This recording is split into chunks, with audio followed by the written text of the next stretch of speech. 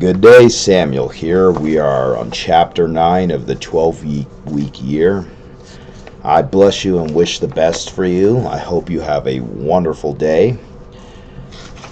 And we are going to start interest versus commitment. Once again, this book is for my future children.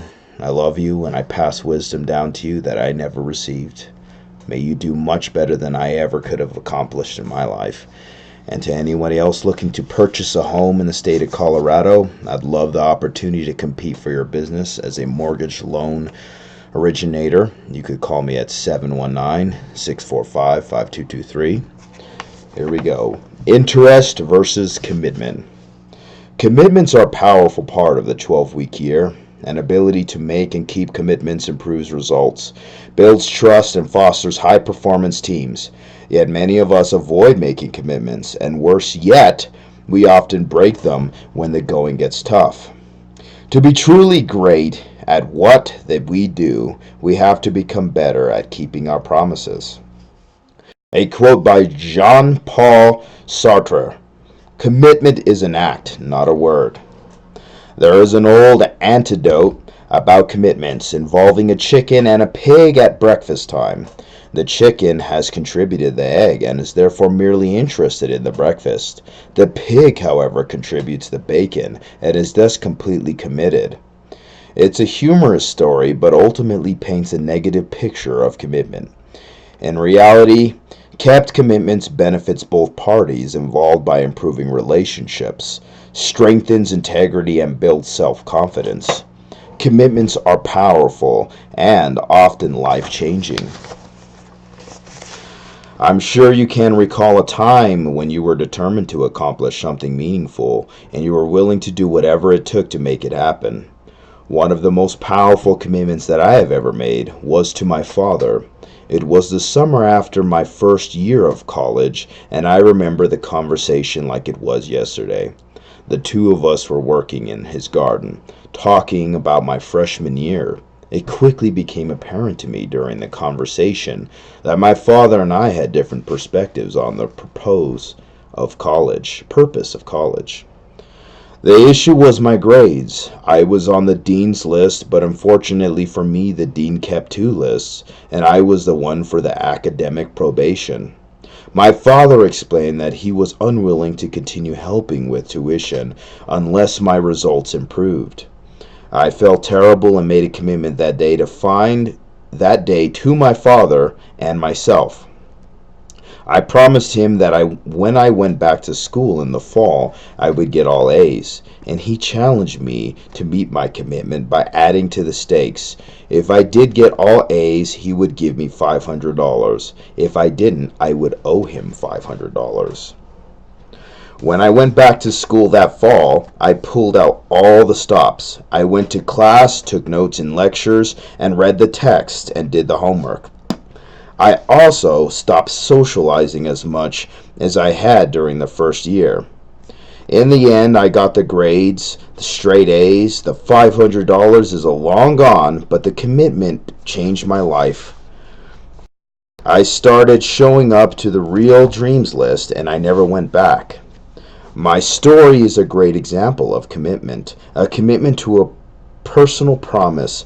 Keeping promises to yourself builds character, esteem, and success. A quote by Peter Drucker: "Unless commitment is made, there are only promises and hopes, but no plans." A definition of commitment that I like is, quote, "the state of being bound emotional or intellectual to a course of action." The American Heritage Dictionary, 4th edition. From this perspective, a commitment is a conscious choice to act in order to create a desired result. We all know intuitively that an ability to keep commitments is fundamental to effective execution and high performance. But many of us fall short of our commitments on a regular basis. It seems that when things get difficult, we find reasons why we can't keep our promises and we shift our focus to other activities. Often our interest wanes when things get tough. It is important to understand that there is a difference between interest and commitment. When you're interested in doing something, you do it only when the circumstances permit. But when you're committed to something, you accept no excuses, only results.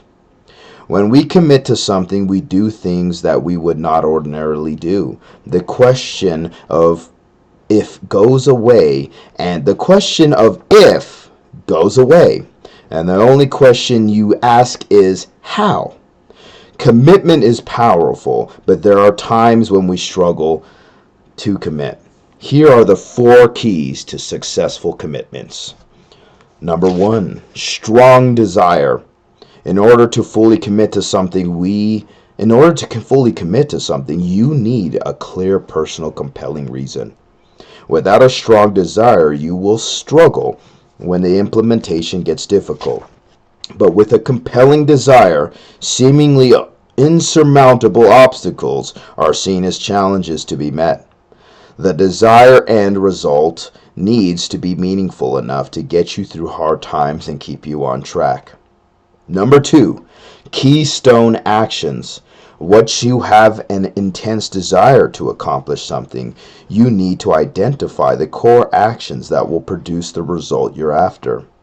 In today's world, many of us have become spectators rather than participants.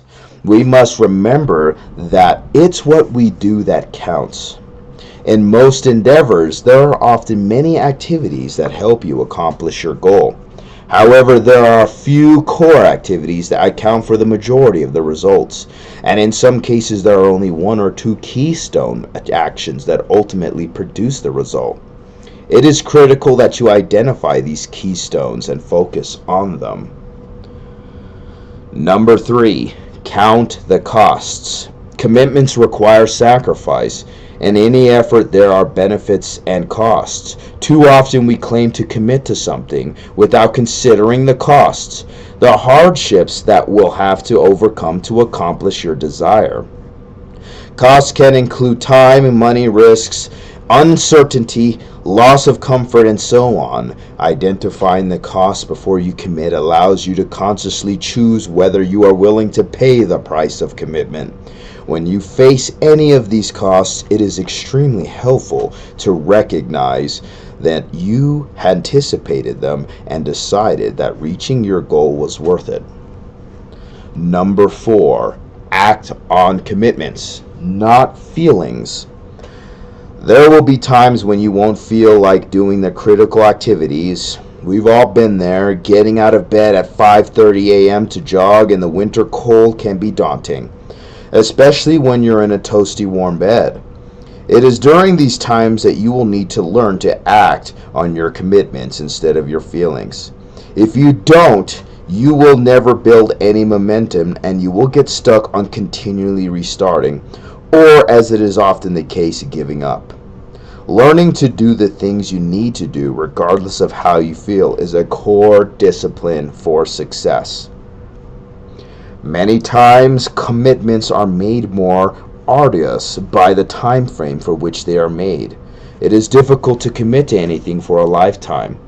Even keeping a promise for an entire year can be challenging. With the 12-week year, you are not asked to make lifetime or even annual commitments, but rather 12-week commitments. It is much more feasible to establish and keep a commitment for 12 weeks than it is to keep it for 12 months. At the end of the 12 weeks, your recesses, you reassess your commitments and begin again.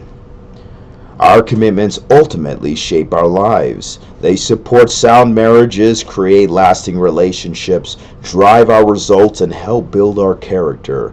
There is just something incredibly empowering about knowing if you say you're going to do something that you can count on yourself, that you don't need to hedge your bets. I wish you the very best, and next time we will start on Chapter 10.